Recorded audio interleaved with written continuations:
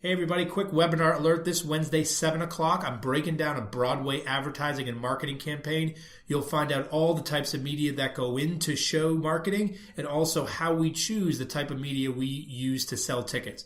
This Wednesday, 7 o'clock, get all the information on the blog at theproducersperspective.com. Now on with the podcast. I want to be a producer with a hit show on Broadway. I want to be Hello, everybody. Ken Davenport here. This is the Producer's Perspective podcast. What a guest we have today. Please welcome to the podcast three-time Tony Award-winning, you can't get more A-list than him, Mr. Jack O'Brien. Welcome, Jack. Is that all hyphenated? I guess it is hyphenated. Yes, I had to hyphenate every single one. Hi, Ken. Great to be here. So Jack has done it all. I'm not going to waste too much time with a list of his credits because I have so many questions, but everything from the Full Monty to Hairspray to Costa Utopia, and It's Only a Play. Thank you very much for that one. And a billion other things in between, including lots of Shakespeare, opera. He was also the artistic director of the Old Globe. Just a few days ago, he opened the front page on Broadway. He's actually prepping one of the biggest and most anticipated musicals to open this year, Charlie and the Chocolate Factory, which I'm super excited about. Me too. It was one of the first shows I dreamed about getting the rights to, actually. Really? Oh, yeah. I pitched it to Hal Prince like I was a 20-year-old saying, like, I want to produce... Good for you. And what did he say? He said it was a great idea, but you're never going to get the rights to that, so try something a little smaller. Where were the rights? Oh, God knows. They At were that with the time. Doll Estate. Oh, with the Doll Estate, yeah. And that's now become, Bloomingdale's. That's right. That's right. But we're very thankful that's in your capable hands this spring. Very excited about it. So let's go back. How did you start directing? Where did it begin for you? Losing my hair. Seriously. Casey Nicholaw said the same thing. Did he really? I swear to you. Said I bet the that's same true. thing because he was an actor first. Sure, so was I. I was a musical comedy baby at the University of Michigan with a voice that shattered glass, as they say. And the thing that's fascinating to me, and I was listening, I was someplace the other night, and there was a recording of Merman who came on saying, "There's no business like," And I thought, God, there's never been a voice like that. And there will never be a voice like it again. But the truth of that, and Mary Martin, and probably Jolson, is that they were great voices. They were trick voices. You could hear them at the back of the theater. And when I was in college, I saw Mary Martin in Sound of Music. I stood in the back when I was, sophomore or something, and heard her sing without a microphone from the back. My day in the hills, right to the back of the L'Enfantin. And I mean, the hair went up in the back of my neck. I couldn't believe it. Because she had that kind of voice. Well, I had one of those voices. I could have been a contender, Ken. And so, because I could really nail it. But then the Beatles were coming in and my hair was going out. And I thought I'd had this niche for my mind. I thought I'm going to be the next Gig Young, the guy's best friend, right? And then I realized, no, Jack, you aren't. Meanwhile, I had fallen under the spell of the APA Repertory Company that was the resident company at the University of Michigan where I was studying. And I had never seen theater like this in my life. Elegant, beautiful, deeply felt, wildly creative, very highly theatricalized work. And it was like being fed ginger ale all your life and then suddenly somebody gave you champagne. And I thought, I think I'll go there. And I did. I followed basically them to New York. Knocked on the door until they took me in. I became Ellis's assistant. I walked the dog. I did flat work. I got groceries. I did whatever I could to become indispensable. And little by little worked myself up the ladder to become the monster sitting across from you today.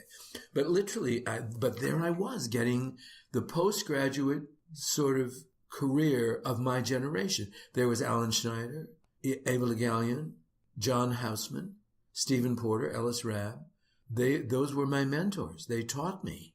I took their notes.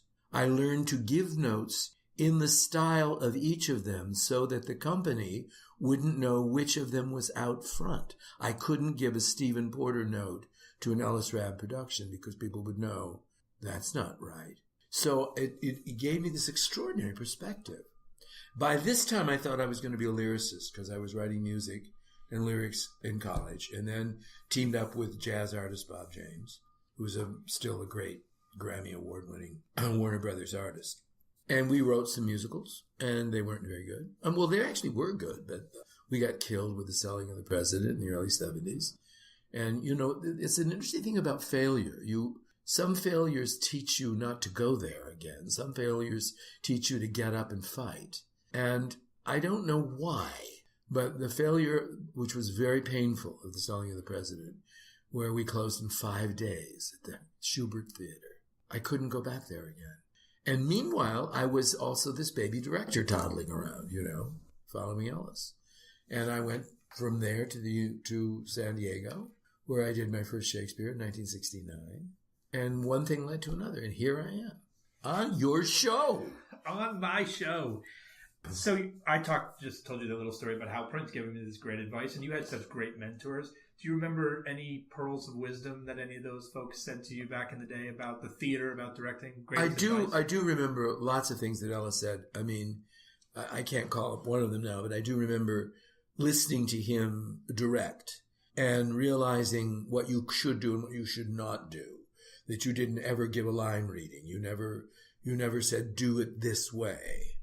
Or in my beloved friend Jerry Mitchell, the choreographer I worked with a lot, let me be you, Jerry would say, which is a great phrase for a choreographer, because that's the way they demonstrate. But a director doesn't do that. You can't possibly do that. So, but I remember Houseman saying to me, because I was so eager and earnest, and he had just launched the acting company, which Patti LuPone and Kevin Kline and all those kids who had graduated from Juilliard, they went on the road. And I went out with them on the bus to sort of keep them apart and ameliorate and quiet them down and speak philosophy and teach them meditation and all those things that young people need to know.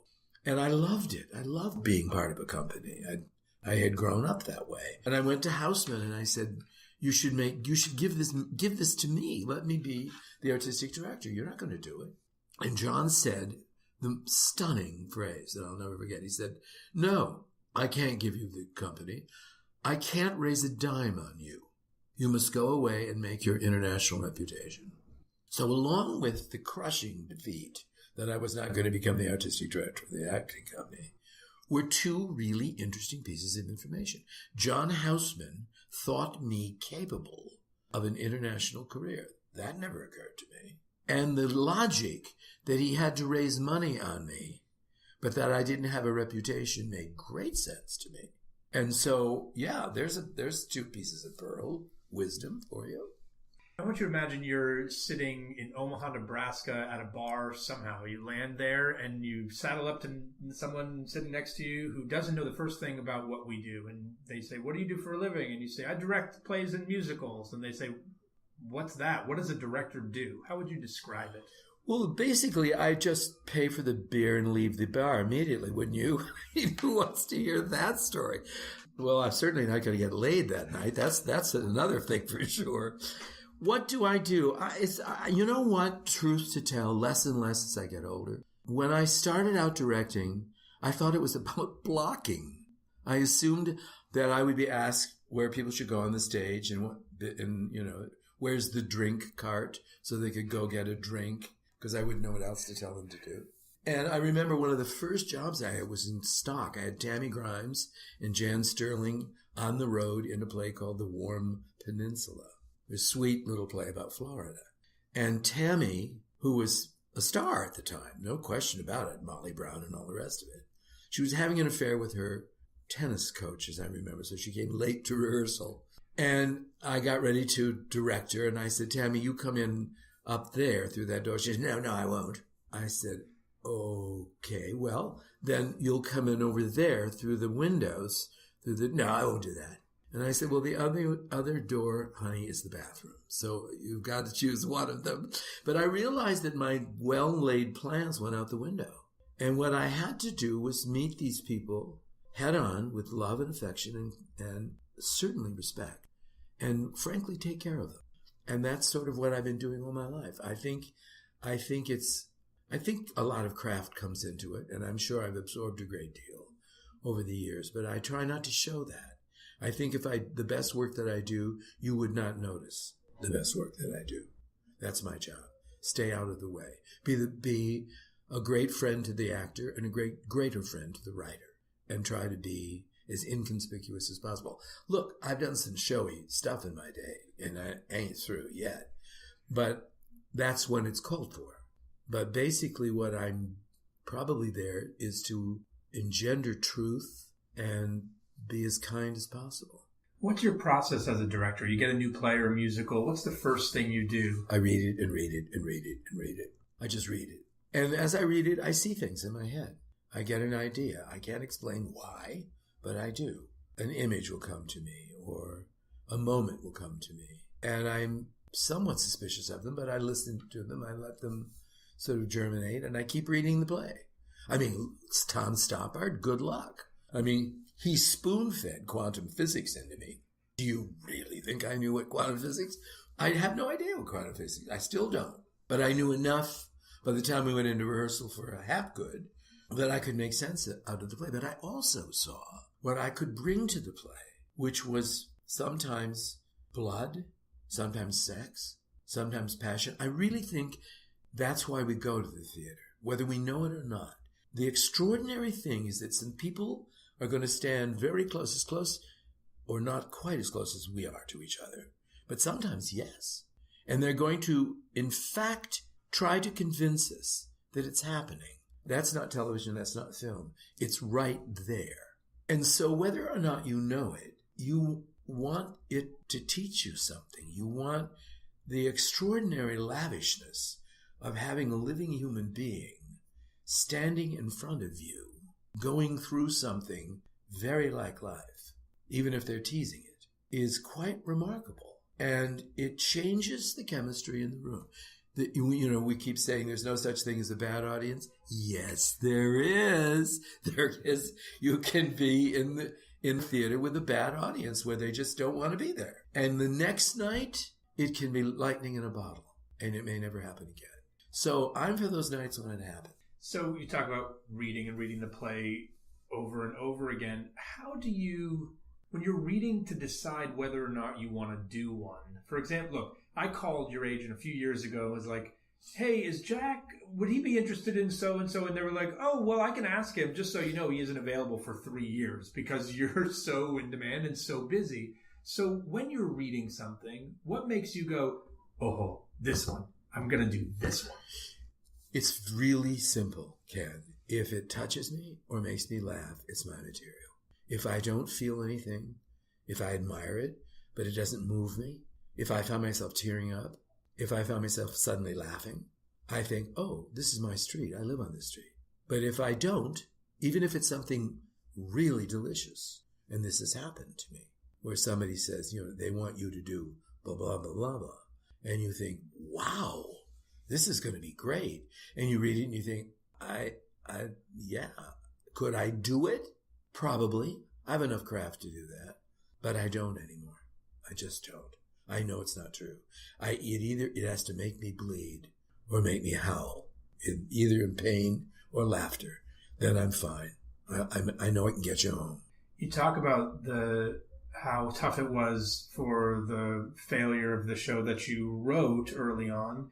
Obviously, not all shows can go on to be big hits. Is there an example of a show that you felt, oh, God, I want to do this, I have to do this, that didn't work out for you? Yes. And how did you feel after that? How do you get over that now? You have to decide whether it's your fault. I mean, in the case of Impressionism, a play that I did several years ago with Jeremy Irons, everybody read the play. Everybody who read the play loved the play. Loved it. Wanted to do it. I thought, yes, I passed it around to a couple of friends. They thought it was fabulous. I made a very big mistake. I thought it should have an intermission. And I said to Scott Past, my designer, when we did it, I said, Joan Allen had not been on the stage for a while. There's Joan coming back with Jeremy. That's going to be good. It was not a lot of people. My dear friend Marcia Mason had a role in it. I was in pig heaven. I said, I'm not sure about this. I think after Jeremy's big scene, we need to have an intermission. It wasn't written with one. And we got into previews, and it was wrong. You could see that at the intermission, the audience was confused. The author, he was basically a television writer. He'd done a lot of work on television. Michael Jacobs. Michael Jacobs, yeah. And a sweet man, very sweet man. and a really good writer. And he wrote phenomenally good things for television. What I didn't realize was that he packed all of the denouement at the end of a single arc. And by breaking the rhythm in the middle, by taking it too seriously, I interrupted the flow. I said to Scott Pask, the designer, if I want to mend this, if I've decided I'm wrong, can we fix it quickly? He said, absolutely. We do this, this, and this, and you're home free. So we went through some previews. We realized it was not right, was not working. I said, I need to fix it. We fixed it that afternoon, and we played the unbroken play to the end, and people were having a wonderful time. But in the period of time when we canceled the opening and had to reschedule the critics was 2 weeks, during which time the internet perceived we were in trouble. And so it was out there that Impressionism was in trouble. Was it a good play? Yeah, actually it was a good play. Was it a really good play? No. But it was certainly an entertainment. And the two of them were charming. Jeremy's always nothing less than mesmerizing. And Joan was incandescent, as she is her stock and trade. She does that beautifully. And it was really sort of sweet. It was okay. We should have gotten maybe 3/4 of a season out of it, because what it wasn't was a bomb. But by the time they came in to sit down, they had heard we were in trouble. And when that little boll weevil gets through the cranium, in a critic's mind or an audience's mind, you're dead in the water. I hold myself responsible for that. I still do. I should have seen that I was doing a self-conscious show-offy thing. And I'm sorry I did that. That's the only time that I can think of. And there have been some other stinkers, let's face it. I mean, it hasn't all been roses, baby. But that one sort of lingers because I felt I let everybody down. And how do you pick yourself up when one of those stinkers happens? Do you just go on and do it again? Does it affect you as much as it used to? This is a tricky, interesting question. Of course it affects me. I mean, the interesting thing about the reviews or the reception is, you only remember the bad reviews. You don't remember the good ones. You can quote the bad ones, but you can't remember any of the good ones. I do remember one that John Simon said when I was still in San Diego, when I did 2 Shakespearean acts. He gave me a glowing review, which was rare. And I can still quote that one because John Simon said it. And he wasn't famous for saying beautiful things about people. So I was very proud of that one. But yes, you do feel it. You do feel it. But the truth of the matter is, it's what I do. My sainted mother used to say of life, speaking in terms of contract bridge, there's not game in every hand. Doesn't mean you're not going to play bridge just because you didn't, kill with that contract. So, and I'm very glad. I mean, you want to know the truth? Okay, I'll tell you the truth. The truth is, I expect that this door will open and several either FBI or CIA people will come in, pick me up by the shoulders, take me out, and I'll say, what have I done? And they said, you have duped people for the better part of 40 years. You're not very gifted. And now we're going to... And I would think, oh, yeah, okay, you're probably right. They're wrong. I know. Wrong. But what I'm saying is I don't think what I do is very extraordinary. I think what I do is... I'm fond of saying I've never worked a day in my life because I love it so much. And that's true. What I love about your career is your desire as well as your talent to direct such a diversity of material, from It's Only a Play to Coast of Utopia to Hairspray. If you could only choose one type of show to direct for the rest of your career, play, musical, revival of a play, revival of a musical, what would you choose? Which one are you drawn to the most? Well, I can't. I've never been able to do that. I've never been able to do that. And it has been my great good fortune. I don't know if it's just because I was an artistic director for 25 years, in which case you're in the barnyard picking up the calf every day. Somebody's got to lift the calf. So by the time it comes to slinging bull, you really can do it. You've done a lot. But, and that gave me a lot of latitude. I mean, sometimes I had to do pieces that I had chosen for other people. They canceled on me, and I had to do the play, and I learned a great deal. I didn't think I was going to have a good time with it, but I had a great time with it, or I learned something about it. So that's been lucky. I don't know. It's a hard one. I'm tempted to say I would do Shakespeare for the rest of my life because it never goes stale. But you never get it right either. So the nice thing about a varied career is if you're doing something like It's Only a Play, which is adorable and a boulevard comedy, and you have great people doing it, you give them a whale of an evening. I mean, the critics were very irritated with us because we were selling tickets like crazy. The audience was screaming with great fun, and it was good. But we don't value comedy in this country. We don't. And I get very, very angry about that. I think one of the most amazing things in life is to make a room of strangers laugh at the same instant. People who not only do not know each other, don't want to know each other. And they're sitting there, and for one instant, they all exhale air at the same time and make a voluntary noise. Now, if I do a serious play and you're moved, you could be moved in many different ways. You could cry, you could tear up, you could be sad, you could be wistful, you could float away, you could do a lot of different things. But you can only laugh one way. And I think that's a miracle. And I think it's interesting that because it's light entertainment, we call that, it's not valued. But I think comedy very often is harder to achieve than a not very good dramatic evening that is slightly sentimental. So there.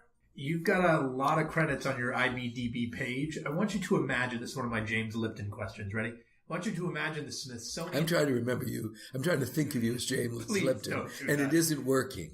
Jack. Yes.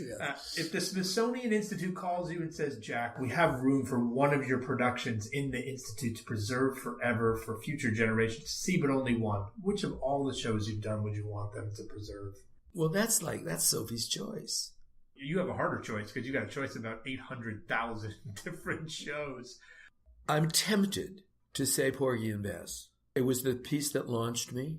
I was the last person hired and the whitest person you've ever seen in your life. I was approaching a great African-American classic that had only been in the hands of very controlling, very opinionated white interpreters.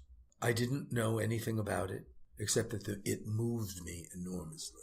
I had buried my parents, my father at least by that time, and I had buried my mother. No, I don't think so. Can't remember. But I loved and lost. I knew about love and I knew about death. How different can we be? And I asked all the people in the company questions. I asked them to help me, basically. And no one had ever asked that question of them. So they poured their hearts out to me. And it was the kind of education that most people never get. The scales fell from my eyes in many, many ways. And I loved it. I thought, of all the pieces I've ever done, I was sorry it wasn't preserved on film. By the time they got ready to do that, Trevor Nunn had done a celebrated version for Glyndebourne. Leonora Gershwin was still alive, Ira Gershwin's widow. She went with the Brits, as almost everybody does, much to my chagrin. And his was put on television and ours went away. Trevor did a lovely job, but he made an understandable European decision that the piece was about the major characters, but the piece is about the community. It's about a community of peace, very simple, very, very beautiful people living together and trying to survive. And he got it backwards, as far as I'm concerned. And so of all the great opportunities I've had and the wonderful experiences I've had, that is the one I think that hurts the most. You obviously have this incredibly collaborative experience with actors. I got to see it with It's Only a Play, and you talk about asking the company of Porgy and Bess for help. Does it differ, that process, when you're working with big stars that you may not get as much time with, you may not audition, they have these big reputations coming in? How is the process different when you're working with big A-listers? I don't think it does differ. I think that's the job. I have to stop seeing you as a big A-lister. And I have to see past your defenses, past your persona, past your confidence, past your agent, past your lover, to the frightened child inside who simply wants to be somebody else. I've got to somehow contact him or we're dead. And I don't care who you are. We can't do it alone. I can't do it alone. And you can't do it alone. I find the older I get, the more I tell the truth.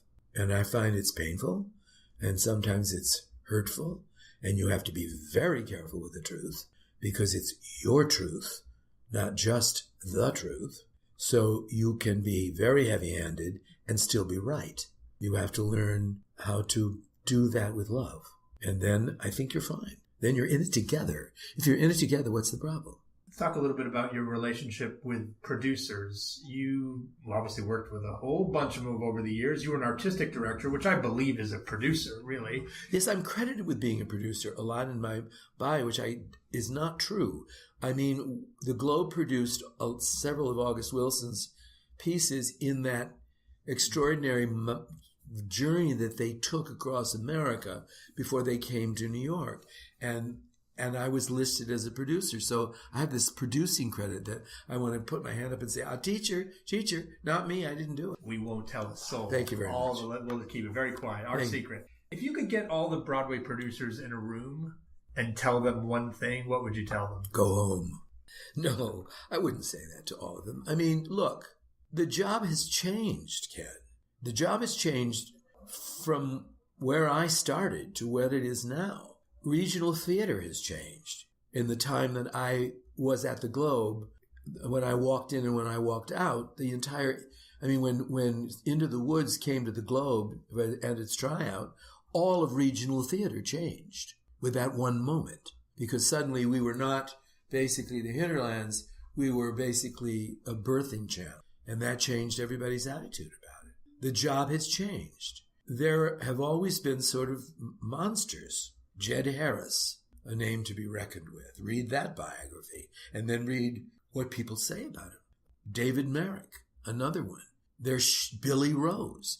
These were showmen. These were charlatans. These were hawkers. These were mountebanks. These were geniuses. They had a vision. They did anything they could to get their show on, to get the money together, to make love to the leading lady if she was lonely, to pry the drink out of the leading man's hands if he was drunk. They did it all. And now, that sense of participation is drifted quite far, just as with artistic directors in theaters, they don't want me anymore. They want a businessman who will bring in money so that contributed income is less important, where they want us to make it at the box office. And late in my career at the Globe, I was saying to people, look, if I wanted to make it in the box office, I'd work in New York. I'm not doing this for that.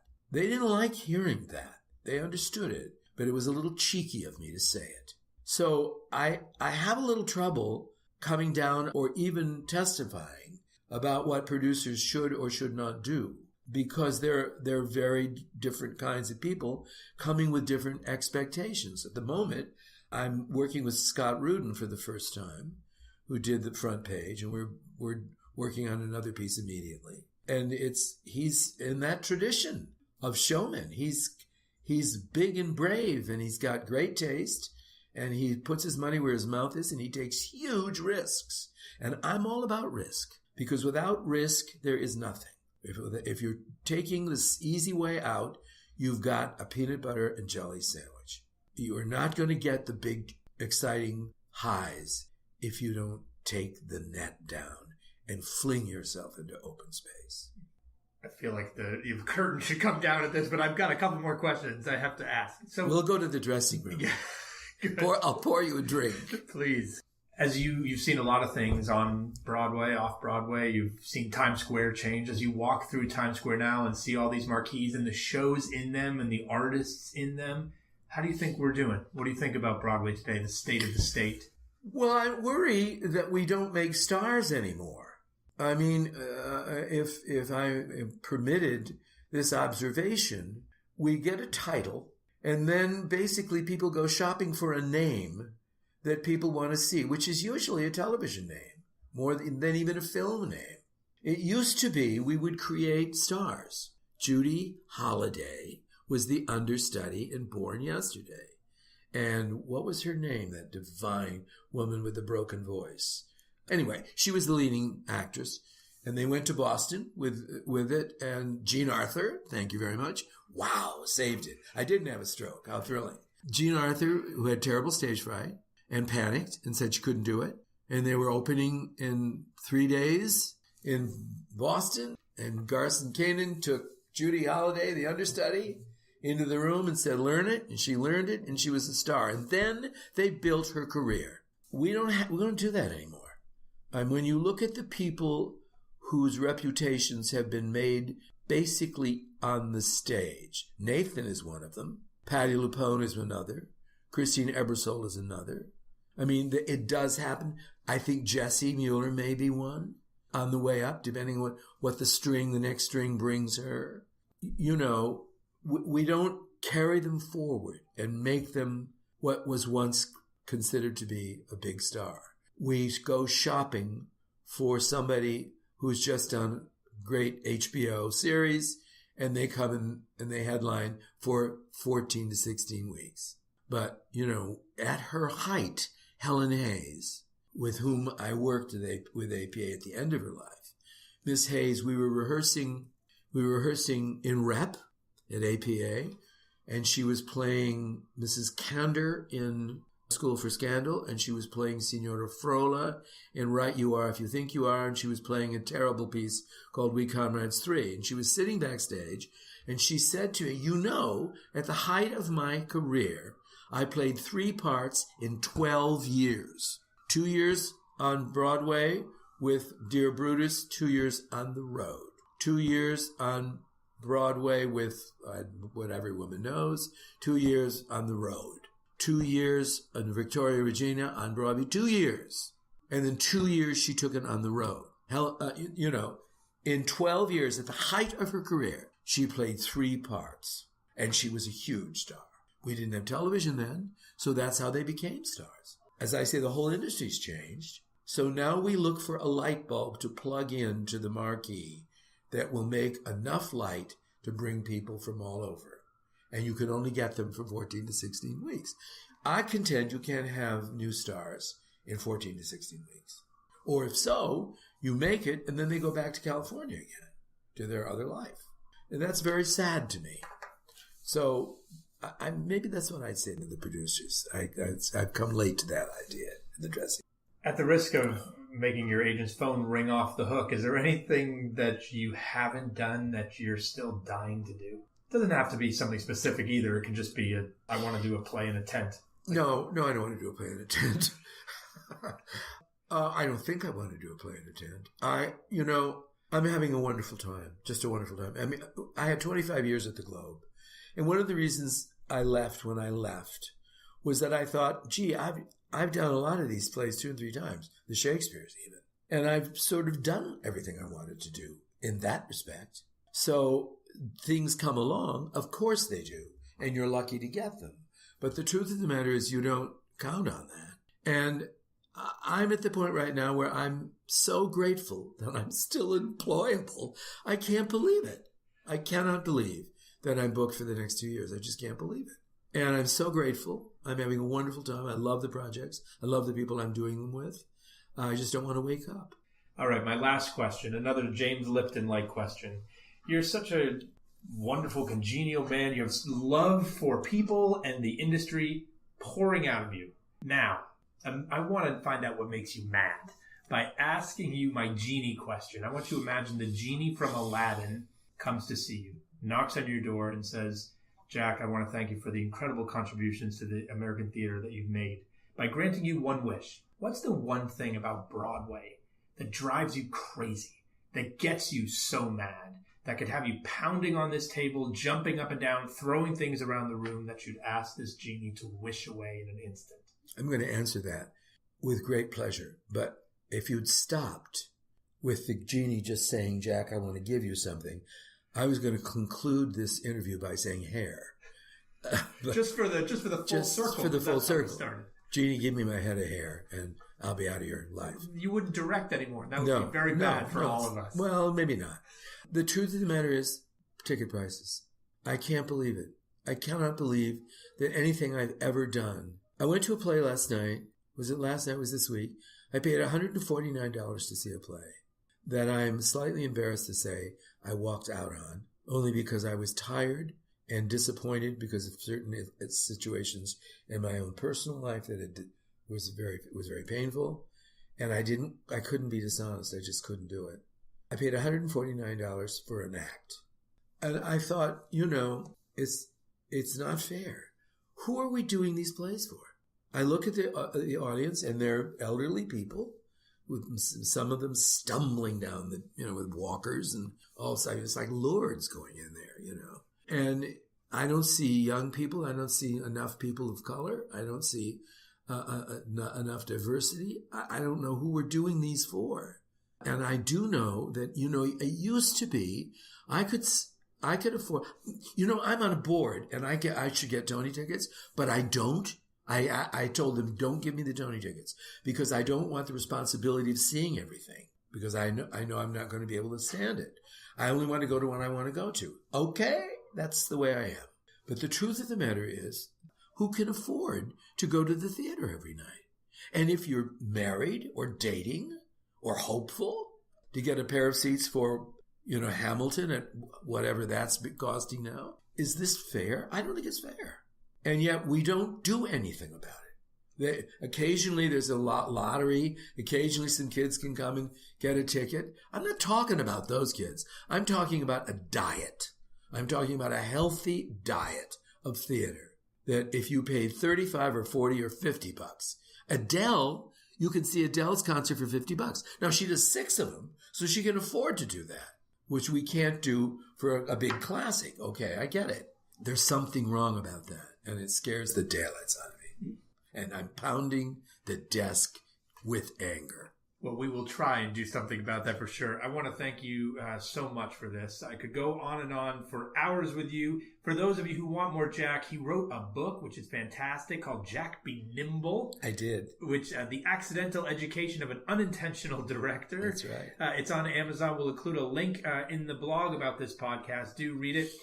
Get it. Go see Charlie. Go see Front Page. Thank you again for doing this. Thank you all of you for listening, and we'll see you next time. Don't forget, this Wednesday, 7 o'clock, breaking down a Broadway marketing and advertising campaign. Tune in, get all the information on the blog, theproducersperspective.com. Hope to see you there.